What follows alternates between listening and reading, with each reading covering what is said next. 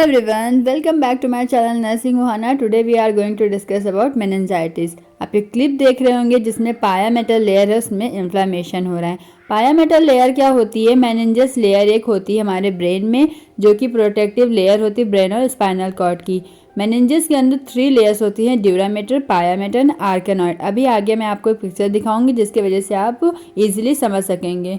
सबसे पहले जानते हैं मेनिंजाइटिस क्या होती है। ये एक एक्यूट इन्फ्लामेशन होती है पायामेटर में। मीन्स की जो पायामेटर लेयर होती है उसमें एक्यूट इन्फ्लामेशन कॉज हो जाता है एंड ये मेम्ब्रेन के surrounding, brain and spinal cord के सराउंडिंग, ओके, जिसकी वजह से मेनिंजाइटिस कॉज होती है। मैंने आपको बताया था कि मेनिंजाइटिस प्रोटेक्टिव कवरिंग लेयर है ब्रेन और स्पाइनल कॉर्ड की, बट जब इसमें पायामेटर में इन्फ्लामेशन होता है, सीएसएफ फ्लूइड भी सब ऑर्गेनाइड स्पेस में शिफ्ट होने लगता है, देन उसके बाद मेनिंजाइटिस जैसी डिजीज कंडीशन कॉज हो जाती है। ओके, अभी मैं आपको नेक्स्ट पिक्चर दिखाऊंगी, देख सकते हैं आप ये, जिसमें ड्यूरामेटर, आर्केनॉइड एंड पायामेटर 3 लेयर्स है। पायामेटर में जब इन्फ्लामेशन कॉज हो जाता है जिसकी वजह से मेनिंजाइटिस कॉज, मेनली ये बैक्टीरियल, वायरल, फंगल किसी भी तरीके के इन्फेक्शन की वजह से कॉज हो सकती है। ओके, इंसिडेंस क्या होता है? 20 to 30% में डाइड फ्रॉम न्यूबॉर्न्स जो होते हैं, 20 to 30% बैक्टीरियल मेनिंजाइटिस की वजह से डाइड होते हैं, बट ये चिल्ड्रंस में बहुत ही लो होता है रिस्क।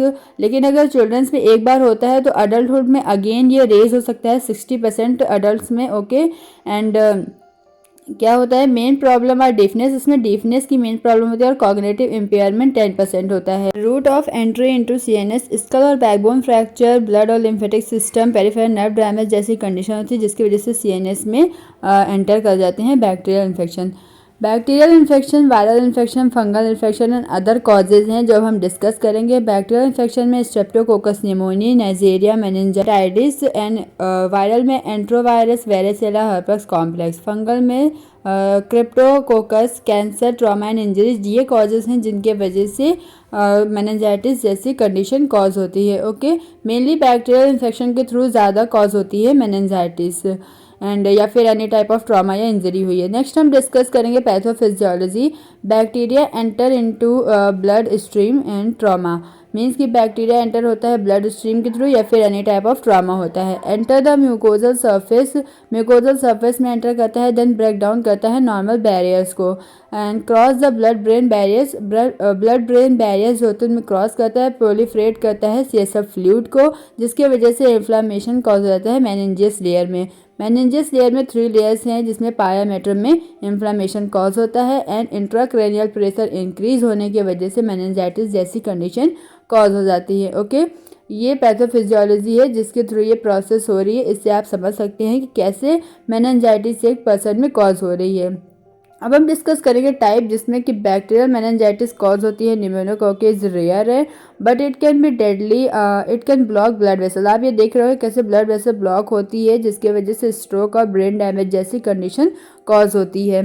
ओके, बैक्टीरियल मेनिंजाइटिस को हम सेप्टिक मेनिंजाइटिस भी बोलते हैं। ये परमानेंट डैमेज करती ब्रेन को, डिसेबिलिटी एंड डेथ जैसी कंडीशन कॉज करती है।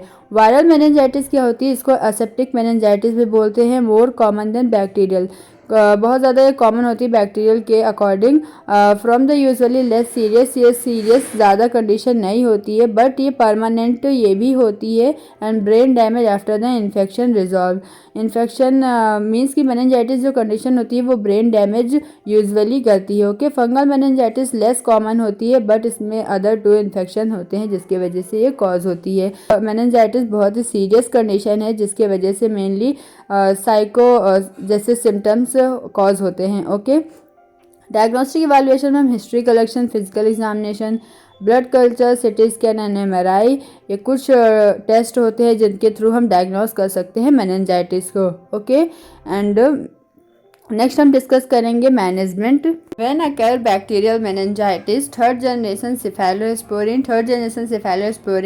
सच एज सीफोटैक्सिम और सेफ्ट्रिप्टोमाइसिन जोन जैसी मेडिकेशंस के थ्रू हम ट्रीट करेंगे। वैनकोमाइसिन तब ऐड करेंगे जब केस ऑफ रेजिस्टेंस का केस होगा, then vancomycin provide. Dehydration and shock can be treated with fluid therapy. Dehydration and shock की प्रॉब्लम को हम फ्लूइड थेरेपी के थ्रू ट्रीट करेंगे। वैन अगर पेशेंट को सीजर्स जैसी प्रॉब्लम हो रही है, and anticonvulsant medications provide करेंगे। Non infectious meningitis due to allergic reaction. Non infectious meningitis allergy reaction के थ्रू होती है, जिससे ऑटो इम्यून डिजीज होती है, उसे हम ट्रीट करते हैं कॉर्टिकोस्टेरॉइड के साथ। ओके, कॉर्टिकोस्टेरॉइड मेडिकेशंस प्रोवाइड करेंगे। कुछ केसेस होते हैं, in some cases no treatment may be required. कुछ केसेस मेनिंजाइटिस के ऐसे होते हैं जिनमें ट्रीटमेंट की रिक्वायरमेंट्स नहीं होती है। ओके, बिकॉज ये condition can resolve its own. Condition जो होती है वो अपने आप रिजॉल्व हो जाती है।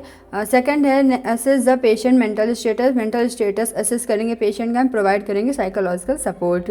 Oxygen through a face mask. अगर पेशेंट को ब्रीथिंग डिफिकल्टी है देन ऑक्सीजन देंगे। स्टेरॉइड मेडिकेशंस देंगे अगर पेशेंट को swelling around the brain and in some cases, okay, some cases में अराउंड द ब्रेन स्वेलिंग होती है, देन स्टेरॉइड मेडिकेशंस के थ्रू हम ट्रीट करते हैं, रिड्यूस करते हैं स्वेलिंग को।